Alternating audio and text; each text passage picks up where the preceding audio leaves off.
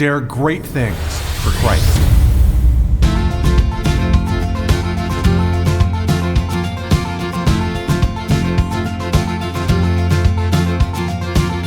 Christ calls us to dare great things. In the marketplace, as well as in the mission field, there has never been a time like the present for the spirit of the Catholic entrepreneur. Now is the time for men and women of great courage and great vision to engage our church and our culture. Now is the time to dare great things. And here is your host as we dare great things, Father Nathan Cromley, the president and founder of the St. John Institute. All great leaders are capable of casting a vision, but casting a vision is not easy to do. To have a vision towards a goal means you need to want that goal. And sometimes our hearts are just afraid to stretch out into the unknown and into the unforeseen. The grace of God can help us to heal and to have the daring we need to want things we don't yet have. And when we do, we become leaders of the heart. St. Thomas Aquinas helps us understand this process and how we can actualize it in our own lives as leaders today. Well, hi, everybody. I'm glad to be back with you and another chance to go deeper in Aquinas. I hope you're enjoying this series. This is our third now, and I wanted to go back with this third one into the very heart of the matter. What we're trying to understand is how we make good decisions as leaders, right? And so we know that leaders need to make those decisions. Then we looked also and said that leaders need to be able to make the decisions with clarity, right? And justify them. And that we need to take counsel as we do so. But we've left kind of the basic question still unanswered. How do I start the whole process off? I mean, where does it all originate? And St. Thomas Aquinas is the guy we're kind of like looking at here. He was a Dominican philosopher from the 13th century, the 1200s, but he looked into the scriptures and drew out from the scriptures a certain intelligibility, an order, right? A logic that helps us to see the wisdom that God gives us to help us to lead today. Okay, and so he does this in accordance also with philosophy and with natural reason and all these. He was a very brilliant guy. And so I wanted us to, we could look at the Bible directly, but we could also look at the Bible through the great mind that Thomas Aquinas was. And when we do that, boy, we see some amazing wisdom there. One of the things that Aquinas says is that all acts of leadership, which all decisions that we make as leaders, they come from our ability to have a true intention. Okay, so that sounds really technical, but if we break the word down into its etymology, it actually makes a lot of sense, right? To intend means, the word intend, it comes from the Latin root for ten, or T-E-N, and it literally means to stretch, right? To stretch towards something. To intend something means to stretch towards a thing, right? So how is it that I go out of myself, so to speak, to want something? Right, so a little child in a candy store, they're going to be walking down the aisle and then they see a pack of apple sour now and laters, right? Which is always one of my favorite ones. If you remember now and laters, what a great candy that was, right? And so and the child sees it and suddenly that now and laters belongs to him, right? He wants it. It's like part of his being. And when he goes and asks his mother, can I have the now and laters? And she says, no, he bursts out into tears as if he's suddenly wounded. You're like, how did this happen? I mean, is this the pack of now and laters on the shelf? Well, it's that he allowed himself to want that now and later. So he stretched forth from what was inside of him towards that thing, and they created a bond. I mean, and this ability to bond is a foundational aspect of what's successful in a person. A great leader will have the ability to bond with things that aren't inside of them, that are outside of them. They're going to want to get to the top of a mountain just because they see it. Remember that famous quote by Edmund Hillary? They asked him, the first man to climb up Mount Everest. They said, why did you climb Mount Everest? And he said, because it was there. Well, that's kind of a phenomenal ability to stretch forth, from where you are to the top of Mount Everest just because you see it. Well, I mean, if a man could do that, he could do anything. Well, exactly, right? And if a man can't do that, well, then there's very few things he can do. I mean, if you can't love, well, you won't be able to act. Action on the outside, engaging our faculties, right? Engaging our muscles, but also engaging our faculties, our talents and our skills. Action itself is the product of the will. And the will is this stretching forth of yourself towards another as if it belonged to you, as if it was part of your own flourishing, right? So really the will has its deep origins in your own sense of yourself and your self-worth, right? So this is why it's so important for us to love infants and to hold infants and to rock infants. And we can say to ourselves, well, gosh, it's almost like the whole world's about that infant. Well, it is, because what you're doing is you're pouring into that infant a love that is completely, for its own sake. And loving that child for its own sake teaches the child that it is lovable for its own sake, right? Well, someone who thinks that they're lovable, thinks that they're good, is going to try to flourish. In other words, why wouldn't the world want more of me, right? Of course, we applaud that. We love these little 4-year-olds and 5-year-olds, who are just so full of gumption, and they can't wait to accomplish great things. It's a sign of health. It makes us smile.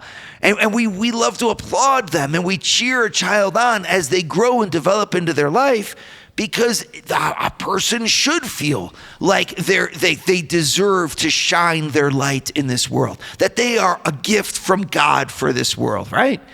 Listen, when does that stop for us? Why is it that many of us don't do that? Who got into our Garden of Eden, right, and told us that we were naked, so to speak, using the analogy from the book of Genesis, right? Who brought shame into our life about who we are? Well, I don't know, but for a lot of us, we suffer from that because something happens when we turn into adulthood, and suddenly we no longer want what's really good for ourselves. From our eating to the way we decorate our apartments or our homes, to our friendships, to our personal habits. I mean, a healthy person, a leader, will be somebody who is unimpaired in their ability to say, I want this thing. But there's a lot of people whose ability is deeply impaired, deeply wounded to say that. Well, to the degree that you can't say you want a thing, you won't be impactful in your life.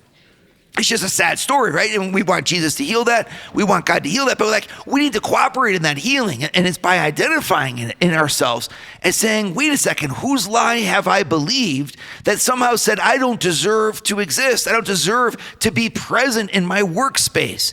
I mean, my gosh, why aren't I working at the best of my abilities? Oh, well, because it's this, because, wait a second, what kind of excuse is that? You know what I mean? When you're not working at the best of your abilities, you know what's happening? You're actually depriving yourself of the joy of working and of the satisfaction, the pride that you deserve to have as somebody who works and who produces things. I mean, when you have a lack of engagement in your staff, a lack of engagement in your workers, the people that suffer the most from it are the workers themselves. So, let's wait a second. Every time that I don't love or don't allow myself to stretch out from myself, the person that's being affected the most is me. All right. So, yeah, of course, it also affects the workplace, and it's a problem for management and all this. But all of that stems back to the fact that deep down inside, why don't you want to be the best version of yourself? Why don't you want to live the best life that you can live? Who is it that convinced you that mediocrity was safer and that safety and security were a better object for your life than greatness and happiness and expansiveness? Because something happened when you're as a normal child developing, you want things, right? Why don't you want life now? Well, so there's many reasons for that. We don't have to get into them here. But what St. Thomas Aquinas, way back when, taught us is very important. Because if I'm going to tend towards another, stretch out towards something else, want something for myself, it's got to start with an understanding that I am good and that whatever I'm going to attain will build me up.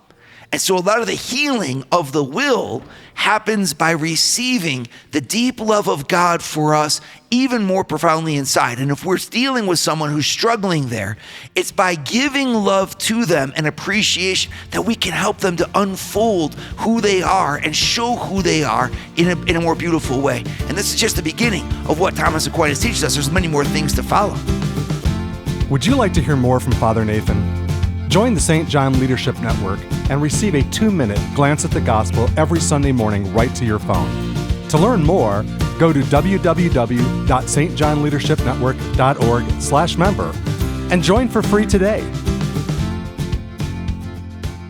So we're looking at what Thomas Aquinas, a Dominican Catholic priest, wrote, as he distilled what he found in God's word about how we come to making decisions, right? And he puts all of this in a book he calls a Summa Theologica, right? And we're looking at the first part of the second part of the Summa, question 12. Okay? And he's what does it mean to intend something? It's a really profound question. And a really good one, because what he's really doing is he's looking at our ability to stretch out of ourselves and go after things, right? And he actually says that ability, there's three kinds. He calls it the will, right? The will. And he says there's three actions that the will does. The first is the will has pure volition, all right? And he says what the volition is a natural capacity that's inside of you to want what is good. And there, he says, you really can't get around it. Even if you do things that are bad and you know that they're bad, you're doing them because you think doing the bad thing is good. Okay, he's like, there's a foundational law in us that we always are going after something that we think is good. Anytime you want anything at all, it's because it's presented to you and your mind has somehow seen that this is a good thing, even if it's not. But you can be deluded, but you're going to always orient yourself towards what is good. Volition is just, if you're alive and you're awake, then you have an order towards what you think is good. Okay. The second act of the will, he calls it fruitio, right? Or enjoyment. Fruitio is in Latin. And it means to enjoy something. And it's where you have something for its own sake and you connect to it for its own sake, not for the sake of anything else. You kind of rest in it. Like enjoyment is the relationship you have with your pillow. If you like your pillow, you're not using your pillow for anything else. You just love that thing. You put your head in it and you enjoy your pillow. You enjoy your couch. You enjoy a movie. You enjoy a milkshake. You enjoy something, which means that you just connect with it and you take its goodness for what it is. You enjoy it. You rest in that goodness. Well, the third act of the will is one we're looking at today, which is intention. And what you do by intention is where you see something as a good that is worthy of action. Okay, intention is the source of practical action, which is why for us who are looking at leadership especially, we need to make sure that our act of intention is healthy. Right? And if we can inculcate a healthy intentionality within our people that we're trying to inspire, or trying to lead, from our children to our spouses, right, whatever it might be, we'll be a good leader because we'll be inspiring action by our own actions. Okay? Always remember what leadership is all about. You're trying to influence the world by passing on a spirit. Leadership is not about commanding and having people execute what you command. I mean, that's part of it, right? But that's kind of the shell of leadership.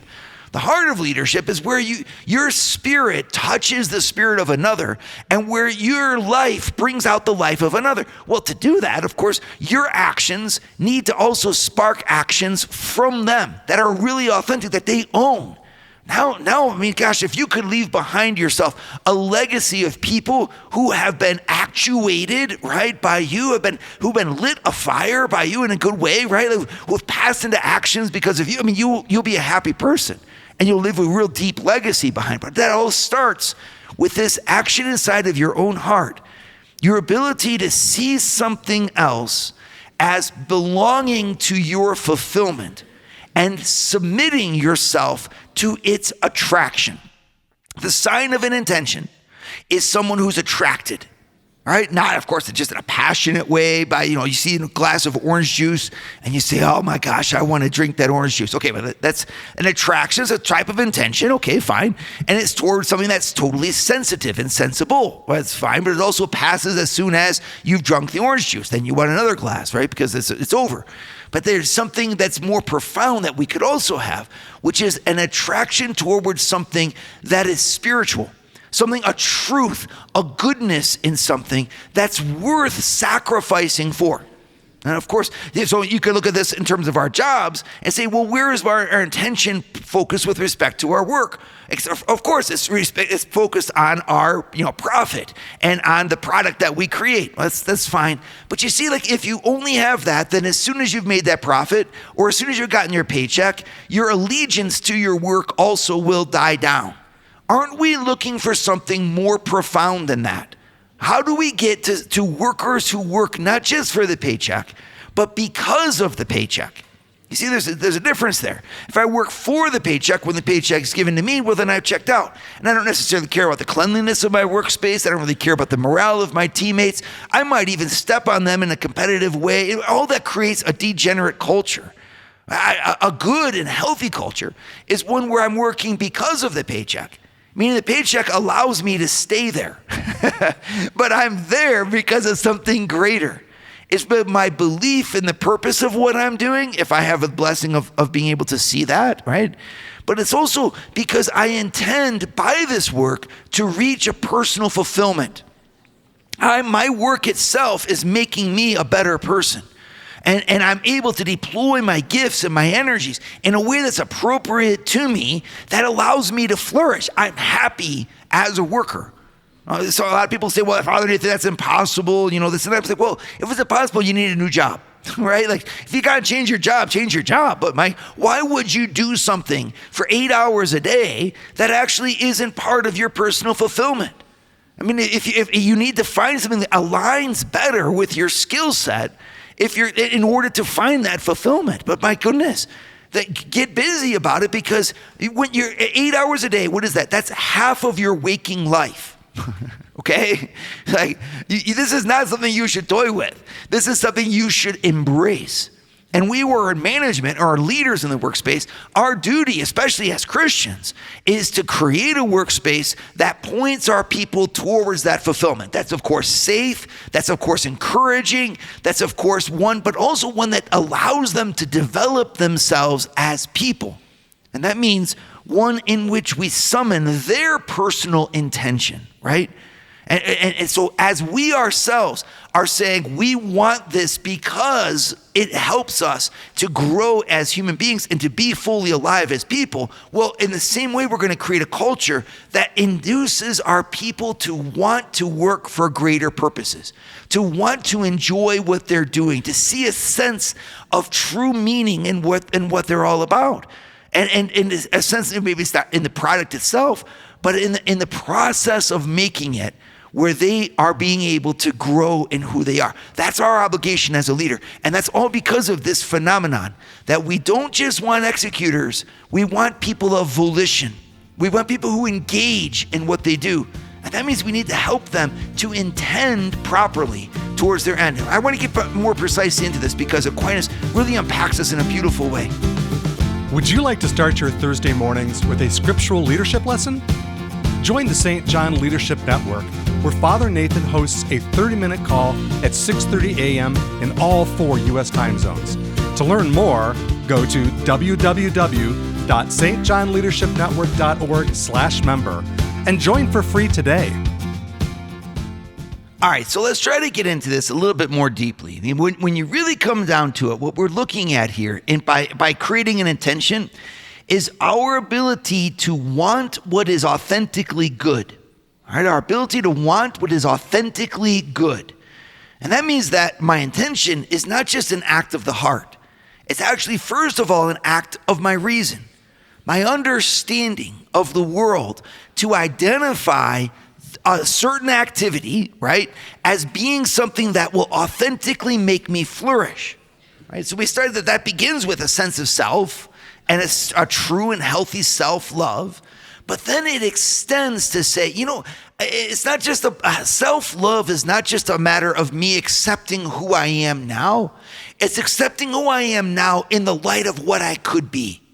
And this is where really our job as a leader, like especially if you're a parent, right, or a spouse, it's to reveal to the one that you love, not only that they're good as they are, but everything that they could be. I mean, when you really you're around someone who inspires you, for example, isn't that the power of inspiration? When someone inspires you, it's almost like they see into your soul a greatness that you don't even see.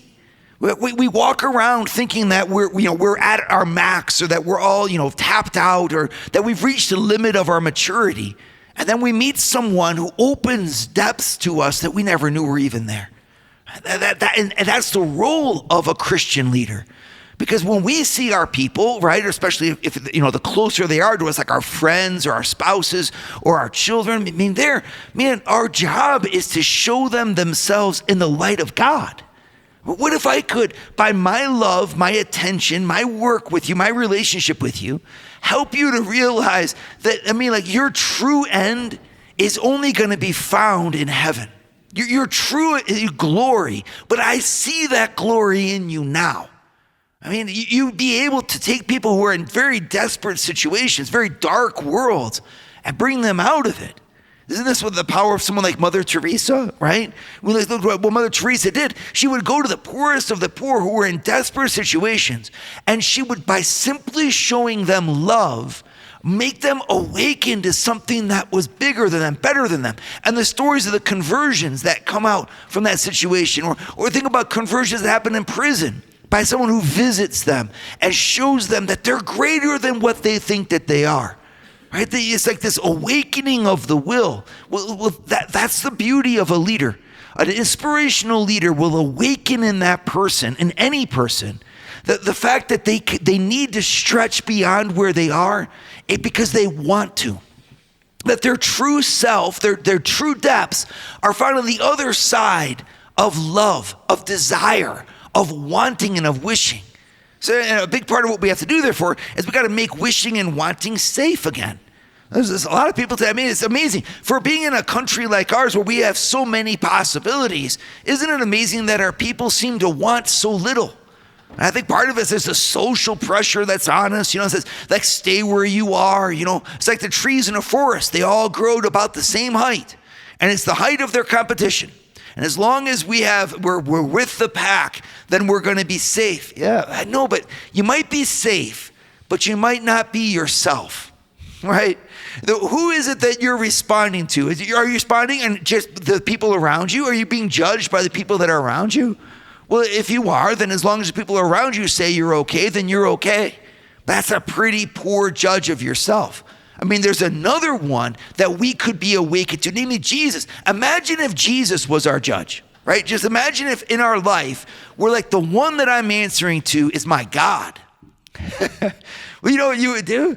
You wouldn't stop growing. You would have an intention towards his vision for yourself that would allow you, to develop, to grow, to deepen. And a true friend in your life is somebody who's going to accompany you in your growth. When we look at the lives of the saints, for example, they never stopped growing. They were always, like, their death, for so many of them, you see them witnessing their death almost like as if like their soul was just like too big for their body. Like they wanted to go to heaven where life would be even more full. There's a lot of us that don't even want to go to heaven because we think it's going to be boring. I'm like, the heaven is not going to be boring, everybody. Heaven is going to be the fullness of life. You need to intend, and that in the light of that love for heaven, for glory, for God, for the fullness of yourself, Aquinas says that's the same intention that then you can take towards all of the means to that end. That's a really important point. He says in the Summa here that the same love that you have for the end goal will also be the love that you take into every step towards that goal. That's why it's so important to aim high, to aim up, to shoot for the stars, to shoot for God, right? Because as high as you aim with the deep aspiration of your life, that's the same passion that you'll take into every of the small actions that you do every single day. So this means, of course, in our workspace, a saint would transform that workspace. Someone who really believed that they were there for God, suddenly, like, everything that they do just takes on like this, a real personal characteristic. I mean, and I'm not saying that you can overdo it. You got to respect where you are and respect other people and everything. But man, at the same time, to be fully alive, wouldn't it be amazing to be fully alive at your workspace? To say that the reason I'm here is because I want to do a good job with the same desire as I want to be with God. I mean, if nothing else, you'd have someone that's fully alive. And that's what we're supposed to be.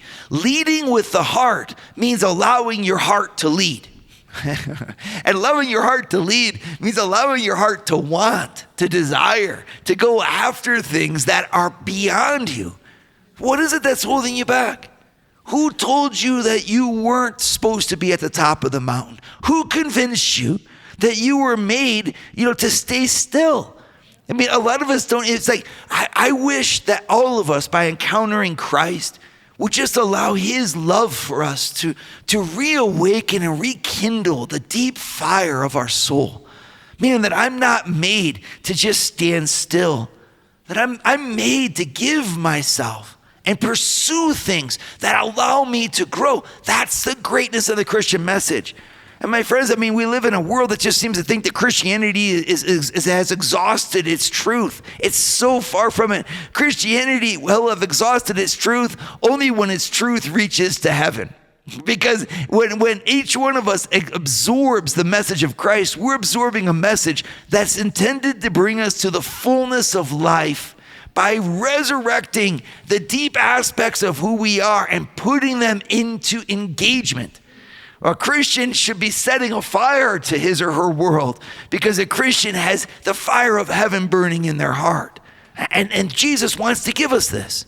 If you haven't been loved, if you don't love yourself, if you feel like you're guilty of all kinds of things, turn to the Savior. Let his love for you define your love for yourself. And in the light of that love for yourself, go after the things that you know will bring you the happiness that you desire. Have an intention in your life. Lead with the heart, and your heart will lead you. Dare great things for Christ. Share your feedback with Father Nathan. Send us an email at communications@stjohninstitute.org. That's communications@stjohninstitute.org. And visit www.stjohninstitute.org and sign up for our newsletter to receive updates from Father Nathan.